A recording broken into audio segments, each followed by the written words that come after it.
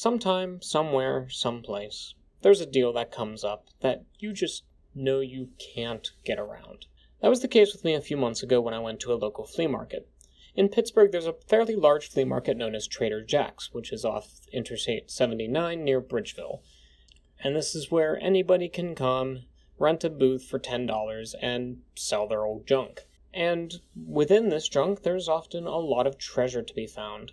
I was a little bit disappointed because it was a really nice sunny day. It wasn't too hot, it wasn't too cold. It was one of those days where there would normally be a plethora of people at the flea market. But today there just weren't that many people, and I walked up and down the different rows of people selling stuff, and there really wasn't anything of interest. So towards the end of my visit there, I went into the indoor warehouse section of the flea market. Usually there aren't as good of deals here because these people generally know what they're selling, but I went through and looked at some stuff anyway, and I noticed a stack of stereo equipment with two distinct steel hinges poking out of the bottom. After carefully taking all of the stereo equipment off, I found it was a ThinkPad. At first I was thinking maybe it was something like a T500 or maybe even a T61, but upon opening up the laptop, it was a T520. So I went to the vendor and I asked how much he wanted for it. He told me, well, I don't have a power adapter for it, I don't know if it works, so $5. So when I took it out to the car, I decided just for the kicks, I would try powering it on, even though I didn't have any sort of power adapter on me. So I pressed the power button, and to my surprise, it started up without any issues. No BIOS password, no error messages, went straight to the BIOS, 4 gigs of RAM installed. So it got me thinking, what can I do with a $5 laptop without putting any money into it? So that's what this video is going to be about.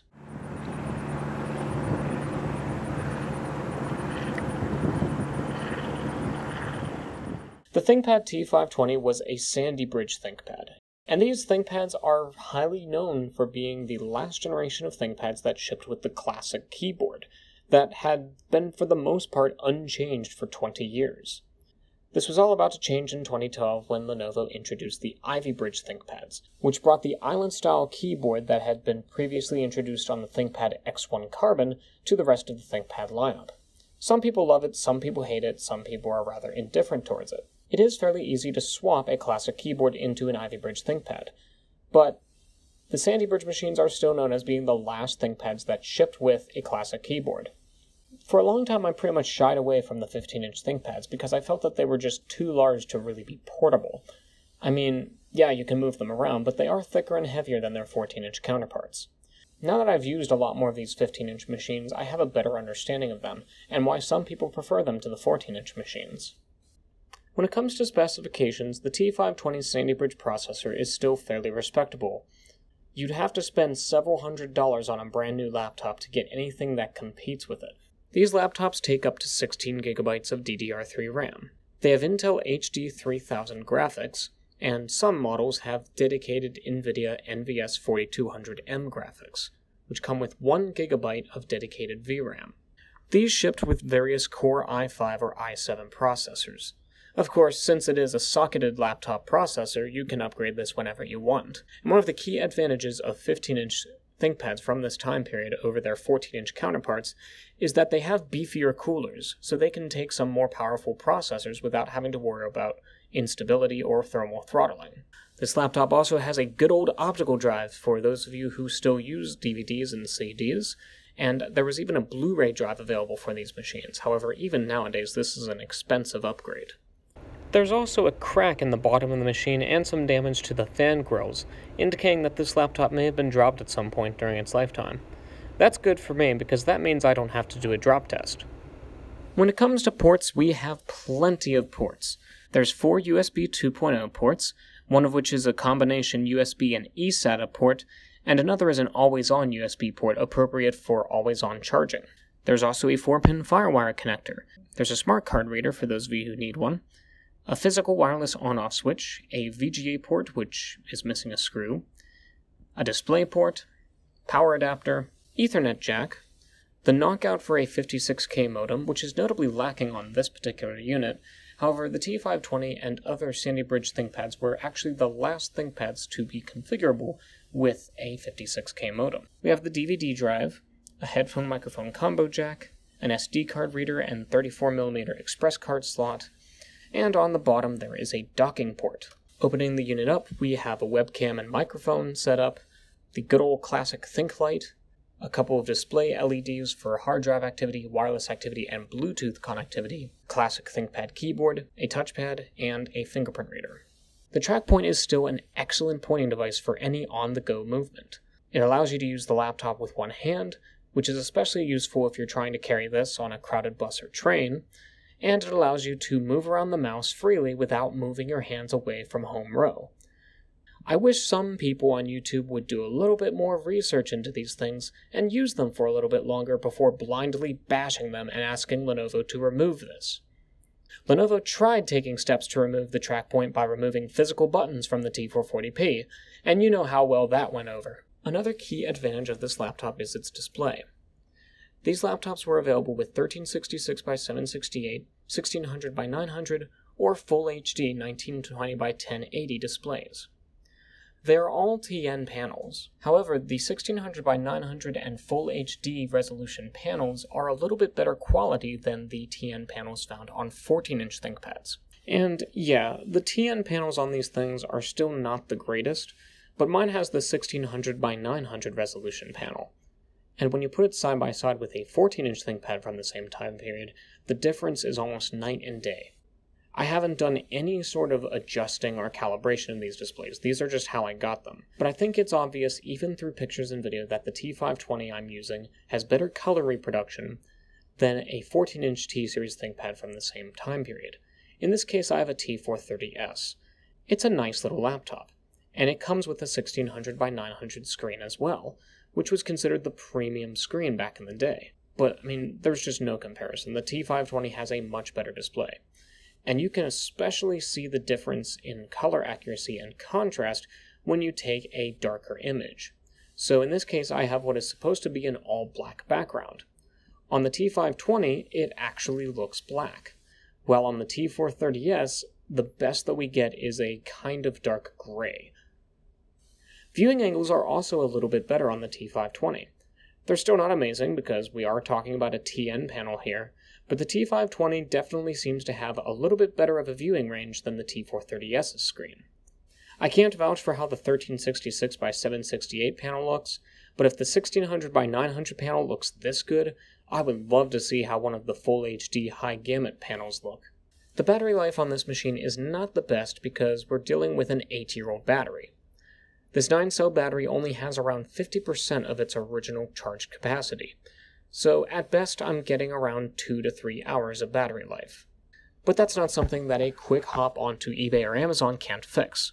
Some people will question the quality of aftermarket batteries, but even the cheapest of cheap 9-cell replacement batteries for this machine will definitely give an improvement in battery life. After popping in a spare hard drive I had on hand and installing Windows 10, let's just say that there's no reason why you should still be using a hard drive as a startup disk nowadays, especially with SSDs getting as cheap as they are. So if I was ever to get maybe 15 or 20 bucks to do one upgrade to this machine, it would definitely be in replacing this clunky, slow old hard drive with an SSD. This machine of course also has an mSATA drive that can be used for an mSATA SSD, meaning that you can still have the benefits of a solid-state drive without sacrificing your 2.5-inch drive bay.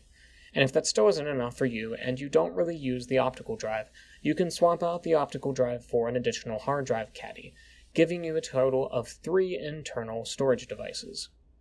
Slow, clunky hard drive aside, how well does this machine perform? Well, more than adequately for everyday tasks. Any web browsing will work just fine on this machine, even demanding websites don't really give it a problem. It can stream full HD YouTube videos without any issue, and it can handle productivity work in programs like Photoshop and Office. When it comes to gaming, ThinkPads have never really been known as gaming machines, so you can't really expect the best performance out of this thing. Nonetheless, I did install a few games on here just to see how they would run. Older games such as Portal 2 ran perfectly fine, and you could definitely turn the settings up pretty high on some of these. More moderately demanding titles, such as Rocket League, had to have the settings turned down to quality, which is still pretty good. It could run at the higher quality settings, but it did not really go very well. It stuttered a bit. Planet Coaster was able to run pretty well with all the settings turned down all the way, but when building a larger amusement park, things fell apart very quickly.